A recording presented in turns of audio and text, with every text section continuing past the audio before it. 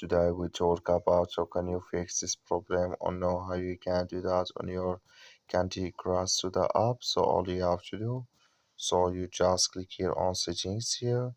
When you just click on settings, it's going to show for you list like this here. Then you go down, just keep going down, you click here on apps. Come to apps is here, and here you're looking for Candy Crush to the app. Or just click on search. You add here Candy Crush to the app, just click on it here. Then it's going to take you to this is click here on for stop. Click on OK. Then you go down, just click on storage. Come to storage is here.